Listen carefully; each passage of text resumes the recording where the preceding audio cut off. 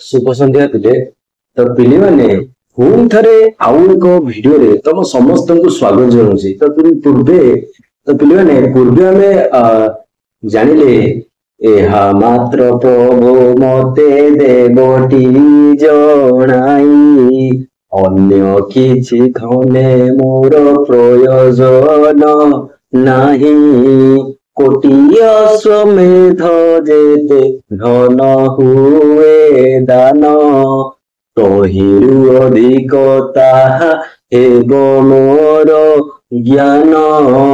देखो बिले तुम मन 108 नंबर पृष्ठ को देखो।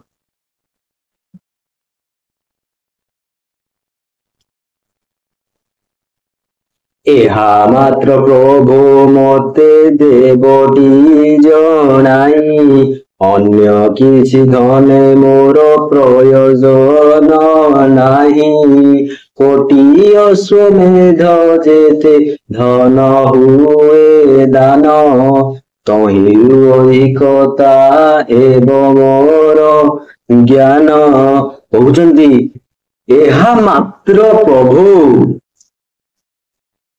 हे प्रभु हे स्वामी मते ए कथाटी जणाइदेबटी।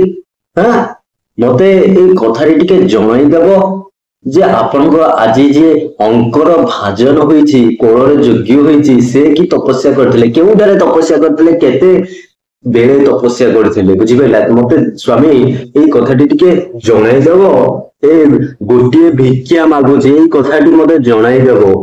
देन अन्य किछि धने मोर प्रयोजन नाही अन्य कौन धन मु चाहूनी केवल यही कथाटी चाहूची यही ज्ञानटी मु जानिया पे चाहूची आउ कौन धन रे मोर प्रयोजन मोर आवश्यक नहीं आउ कौन धन देन कोटि अश्वमेध जेते धन हुए दान कोटि अश्वमेधे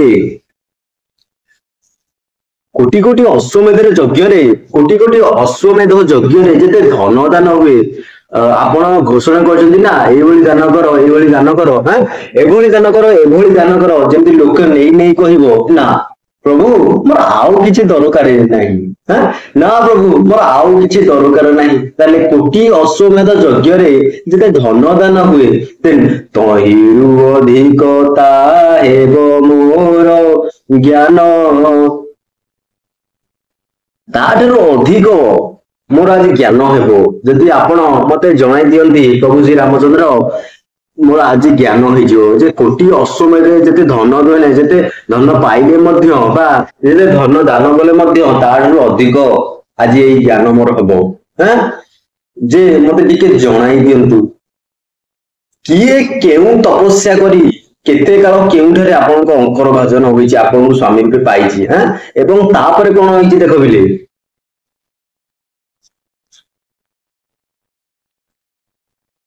आउ एक कथा मात्र अछि अनुरोध दुखिनीर पुत्र जुग अत्यंत बोध नाही तांक पितृ कोर आरोहण भाग्य न जानती जन्म कालु पितृ अनुराग।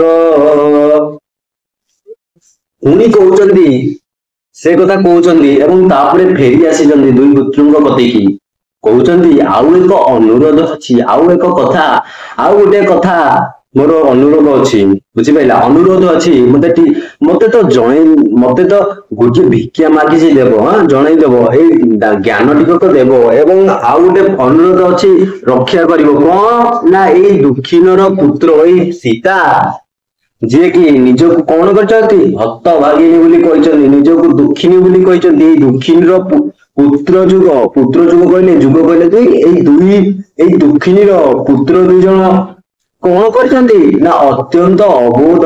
ଅବୋଧ କହିଲେ ଅଜ୍ଞାନ, ନ ଜାଣନ୍ତି, ଜାଣି ନାହାନ୍ତି ସବୁ କିଛି। ବାଲ୍ମୀକି ଋଷି ଆଶ୍ରମରେ ସବୁ କଥା, ସବୁ କାଳ, ସବୁ ଜ୍ଞାନ ଦେଇଛନ୍ତି।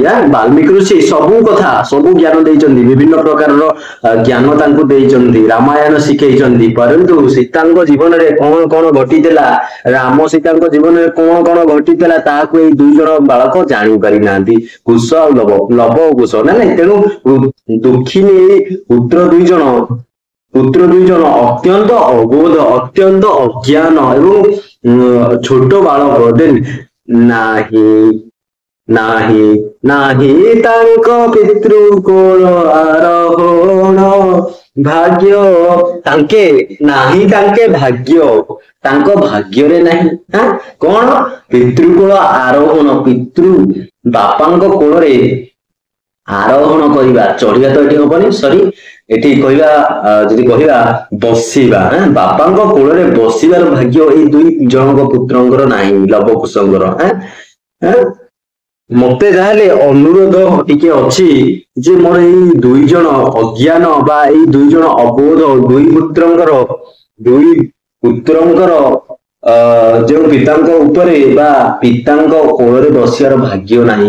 ଦେନ୍ ନ ଜାଣନ୍ତି ଜନ୍ମ କାଳୁ ପିତୃ ଅନୁରାଗ, ଏବଂ ଦୁଇ ଜଣ ଜନ୍ମ ସମୟରୁ, ଜନ୍ମ କାଳୁ ପିତୃମାନେ ବାପାଙ୍କ ଅନୁରାଗ, ବାପାଙ୍କ ସ୍ନେହ କଣ ଜାଣିନାହାନ୍ତି ଏଇ ଦୁଇ ଜଣ ଅଜ୍ଞାନ ଶିଶୁ। ବାପାଙ୍କ କୋଳରେ ବସିବାର ଭାଗ୍ୟ ଏମାନଙ୍କର ନାହିଁ ଏବଂ ବାପାଙ୍କ ସ୍ନେହ ପାଇବାର ଭାଗ୍ୟ ଜନ୍ମ କଳୁ ଏମାନଙ୍କ ଭାଗ୍ୟରେ ଜୁଟି ନାହିଁ। ଏବଂ ତାପରେ କଣ ଅଛି ଏସବୁ ଦେଖ ବିଲେ, ଏସବୁ ଏସବୁ ତମ ମାନଙ୍କର ପରବର୍ତ୍ତୀ ସମୟରେ ଆଲୋଚନା କରିବା, ଠିକ ଅଛି। ତାହେଲେ ପିଲେ ଆଜି ପାଇଁ ବସ୍ ଏତିକି।